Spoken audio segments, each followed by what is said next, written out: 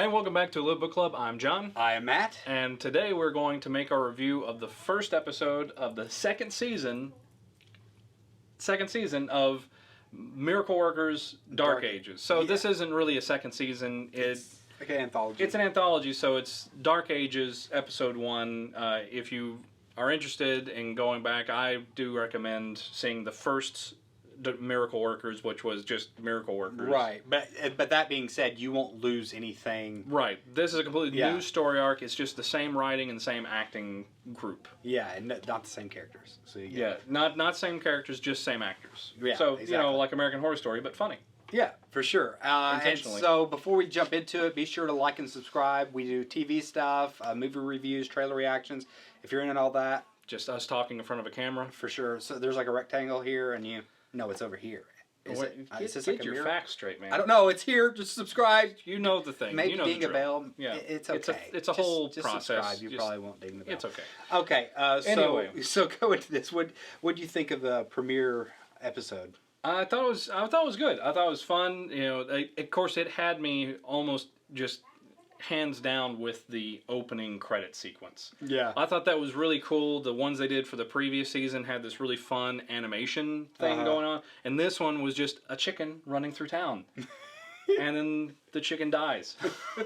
Which is hilarious. Like, given the content of the show and the way it goes, it tickled my funny bone just seeing that opening sequence. And this is going to like a discussion review, so spoilers, obviously. Yeah, and obviously you're going to see the opening sequence the first thing. So, right. That's don't for get sure. upset at me about that. I thought it was really funny. Now, that being said, I only saw like a little bit of maybe the first episode of the first original Miracle Workers. So I don't necessarily have anything to compare it to in that regards.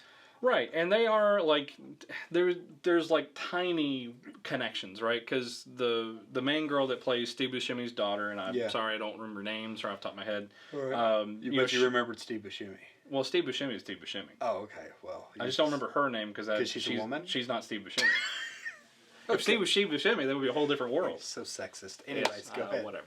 Okay. Anyway, plays the daughter of the shit shoveler. Right. In the first season, she also plays like a strong-willed, sort of strong-headed character. Yeah. And Daniel Radcliffe's character, I know his name too because he was Harry Potter. Oh, okay. Not because he's a guy. Okay. Because I remember Hermione Granger's name. Okay, what's her name? That's her name. Anyway. Wow. You're welcome. Anyway, Emma Watson.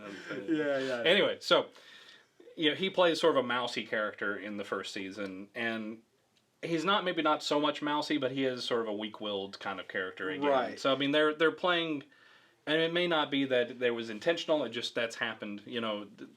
Steve Buscemi's God versus his shit shoveler character is very different characters. Right, for sure. And some of the other actors that are in the ensemble, we haven't seen everybody yet. Yeah.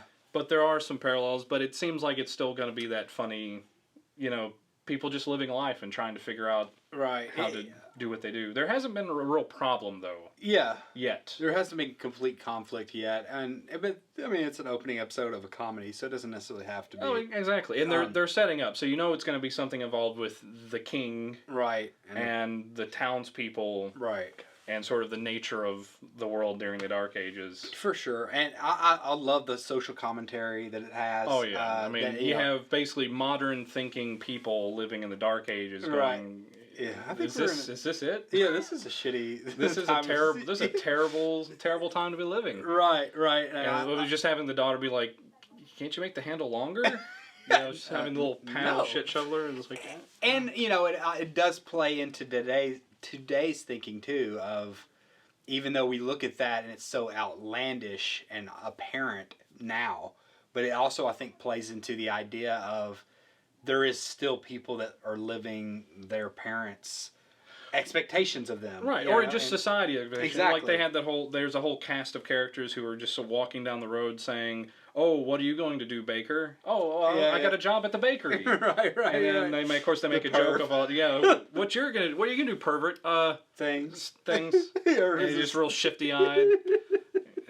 So I mean, they have those kind of comedic moments. Yeah, it's hard not to throw, and I'm not a huge Monty Python guy. I know you grew up with it more. Don't blaspheme in front of me.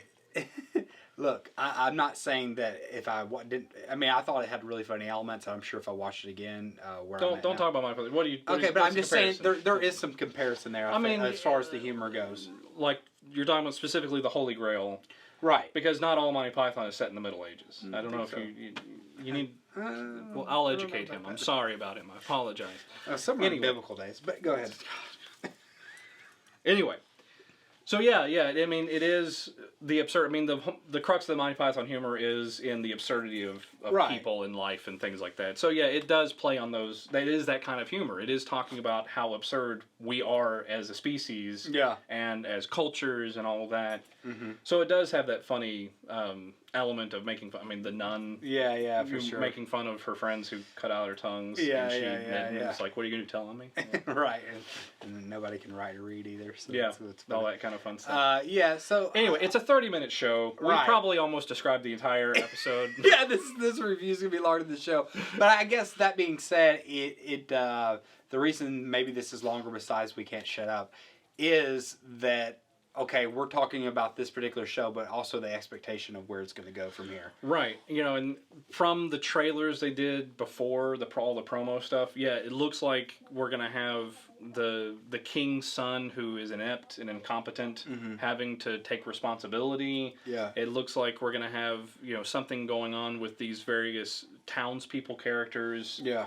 And overthrowing societal expectations. Because that's really what the crux of this show, and the first Miracle Workers, I think, did that pretty well, too. I know you didn't see it, but having these sort of, like, what people normally expect to happen and throwing it on its head. I gotcha. And that, I think they have some good humor and a good writing group, and the lead creator, who seems to be really funny. Yeah. Yeah, I mean, it seems to be working out for him, and I wish it the best because I want to watch it. I was definitely intrigued. Yeah, are you going to watch it this season? Yeah. Are you a Miracle Worker fan? I mean, it doesn't matter if you saw the first season. Just jump in. Yeah, for sure. And, I mean, obviously, I don't think we really told you anything because the application of how they did everything it's still it's like humor and anything. The timing and how they actually do it is what makes it funny. Really quick side note, the girl that you were talking about, you didn't know her name. Obviously, I do. I'm just not gonna make you look bad. She was in that Cock Blockers movie with John Cena. Oh yeah, is that where you remember her from? Yeah, I mean that's where she started. Is it? Is that where she started? I'm pretty sure. Is that's her first role ever? I believe so. He's a liar. What's her name? Look, I'm not gonna make you look foolish. Be sure you missed an opportunity there because you could have said anything and bleeped it out in post and made it sound like you said the right thing. I did. Her name is. Yeah, you could have made up anything. I don't know her name. You realize that, right? He's gonna cut this whole scene. To be real, like I don't want to work that hard. He's lazy. That's what it is. Okay. Anyway, like and subscribe, all the stuff.